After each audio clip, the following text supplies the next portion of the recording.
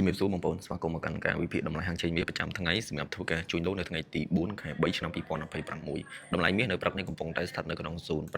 5175ដុល្លារក្នុង1អោនដែលស្មើនឹង6235ដុល្លារក្នុង1តម្លឹងទីផ្សារមាសកាលពីម្សិលមិញគឺបានចុះច្រើនខ្លាំងមែនទែនសរុបជារួមទៅកំពូលចុងក្រោយដែលទីផ្សារបានឡើងខ្ពស់បំផុតក្នុងរយៈកាលចុងក្រោយនេះឬក៏តម្លៃខ្ពស់កាលពីថ្មីកាលពីម្សិលមិញផងដែរស្ថិតនៅក្នុងហ្សូន5420ដុល្លារក្នុង1អោនដែលបានទម្លាក់ខ្លួនចុះមកជ្រៅតំបន់ទាបកាលពីយប់មិញស្ថិតនៅក្នុងតម្លៃ4996ដុល្លារក្នុង1អោនអញ្ចឹងប្រមាណជាខ្ទង់425លេខហើយដែលបានទម្លាក់ខ្លួនចុះមកច្រើនមែនទែនពីមួយជើងទៅមួយជើងយើងឃើញមើលកាលពីយប់មិញគឺមកថែមខ្ទង់2ទៅ300លេខទៀតអញ្ចឹងមកច្រើនខ្លាំងមែនទែនថា200ជាងលេខក្បែរ300លេខបងប្អូនកាលពីពេលយប់តែម្ដងអញ្ចឹងទីផ្សារមាសកាលពីម្សិលមិញនេះគឺទម្លាក់ខ្លួនចុះមកច្រើនបងប្អូនដែលវិភាគរំពឹងថា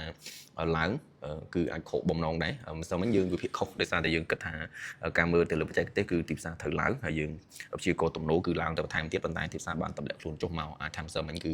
សរុបជារួមទៅបច្ចេកទេសរបស់យើងគឺវិភាគខុសតែម្ដងអញ្ចឹងយើងមកមើលទៅលើកម្រិតនៅក្នុងថ្ងៃនេះវិញទីផ្សារបន្ទាប់ពីបានចុះមកដល់តំបន់ទាបចុងក្រោយស្ថិតនៅក្នុងហ្សូន4996ដុល្លារក្នុង1អោននេះគឺបានឡើងមកតំបន់ខ្ពស់ចុងក្រោយ100ជាងលេខខ្ទង់190លេខជាងក្បែរ200លេខវិញមកដល់តំបន់5190ដុល្លារក្នុង1អោនអញ្ចឹងឃើញចុះ400លេខជាងឡើងប្រហែលជាប្រមាណជាខ្ទង់200លេខវិញឥឡូវនេះគឺកំពុងតែដើរ survey នៅតំបន់ចន្លោះ05150ទៅចន្លោះ5200ក្នុង1អោន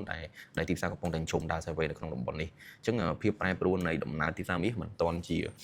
ទៅណាឆ្ងាយប៉ុន្តែទំនោរទៅលើបច្ចេកទេសនៃកម្លាំងទីផ្សារដែលបានឡើងចន្លោះប្រមាណជាខ្ទង់200លេខនេះអាចថានឹងទម្លាក់ខ្លួនចុះមកវិញខ្លះអញ្ចឹងយើងមើលឃើញព្រឹកនេះយើងអាចលក់បានដែរដោយសារតែទីផ្សារបានឡើងគួរសមហើយបើយើងមើលទៅលើ candlestick ឬក៏ structure វិញគឺទំនោរទីផ្សារអាចនឹងព្យាយាមទម្លាក់មក5100វិញឬក៏5780ដុល្លារក្នុង1អោនយើងមកមើលទៅលើកម្រិតទីផ្សារនៅក្នុងព្រឹកនេះវិញម្ដងក្នុងការបើកផ្សារនៅថ្ងៃទី4សម្រាប់ធ្វើការជួញដូរទីផ្សារបាន start ឡើងពីតម្លៃ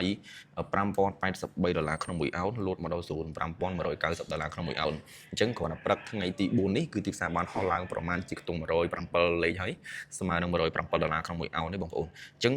មានន័យថាសរុបជារួមកាលពីយប់មិញរហូតដល់ព្រឹកមិញគឺឡើងខ្ទង់200លេខ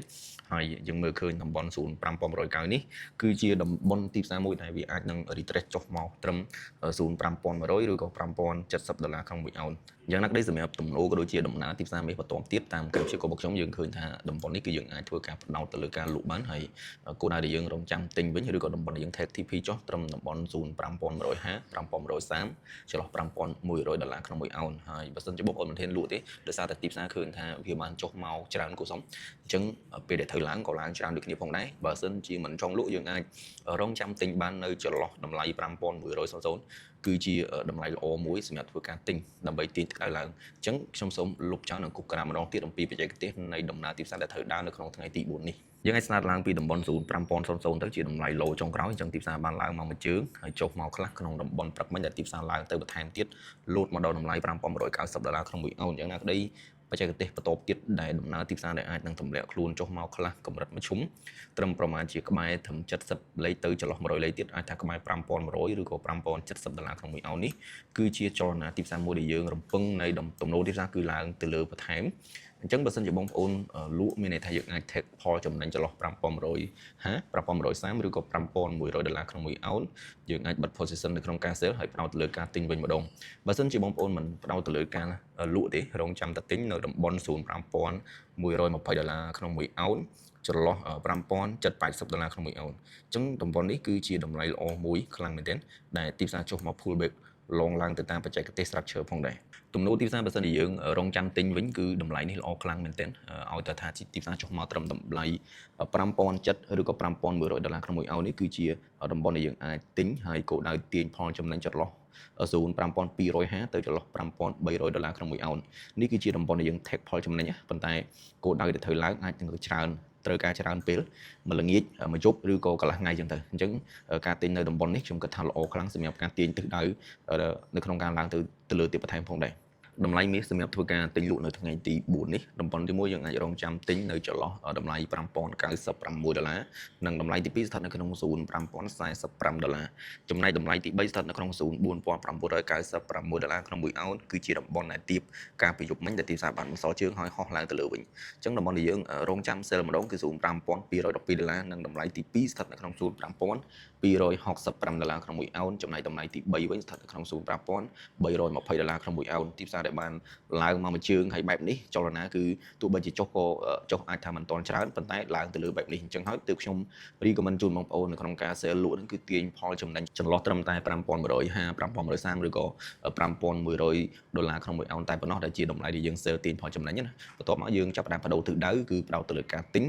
ឡើងទៅលើវិញម្ដងអញ្ចឹងគោលដៅជារួមគឺទីផ្សារអាចនឹងលោតមកដល់$5250ទៅចន្លោះ$5300ក្នុង1អោនដែលជាតម្លៃដែលទីផ្សារអាចនឹងទៅដល់ក្នុងពេលថ្ងៃនេះឬក៏ពេលយប់អញ្ចឹងទៅអញ្ចឹងយើងអាចផ្ដោតទៅលើការទិញបានសម្រាប់បងប្អូនដែលបានទិញមាសកាលពីយប់មិញនៅចន្លោះតម្លៃ$5000នេះគឺចំណេញច្រើនណាស់ដោយសារតែទីផ្សារហោះឡើងមកលើវិញគួរសមប៉ុន្តែមុននឹងទិញតម្លៃនឹងបានអាចថាបងប្អូនជាប់បាយជាប់ទិញនៅតំបន់លើក៏ថាបានដែរអញ្ចឹងការជួញដូរពេលខ្លះយើងត្រូវទុក space ទៅលើការដាក់ SL តម្លៃមួយខ្លះទៅឬក៏យើងផ្ដោតទៅលើ blend equity របស់យើងសម្រាប់ធ្វើការបើក position ទិញនៅតម្លៃដែលល្អខ្លាំងដែលទីផ្សារលោតទៅដល់ការដើរនៅដំណើរទីផ្សារនៅពេលបច្ចុប្បន្ននេះគឺមូលច្រើនឡើងក៏ច្រើនចុះក៏ច្រើនអញ្ចឹងយើងត្រូវមានទុនគួរសមសម្រាប់ធ្វើការសកួរសម្រាប់ធ្វើការចូលផ្សារនៅតម្លៃល្អៗដែលជាឱកាសទាញផលចំណេញបានច្រើនផងដែរអញ្ចឹងសម្រាប់ការសង្ខេបទៅលើតម្លៃទីផ្សារមាសខ្លីៗសម្រាប់ធ្វើការជួញដូរនៅថ្ងៃទី4គឺមានតែប៉ុណ្្នឹងទេជូនបងប្អូនទាំងអស់គ្នាទិញលក់ហាងឆេងមាសចំណេញច្រើនទាំងអស់គ្នាយើងជួបគ្នានៅវីដេអូបន្តទៀត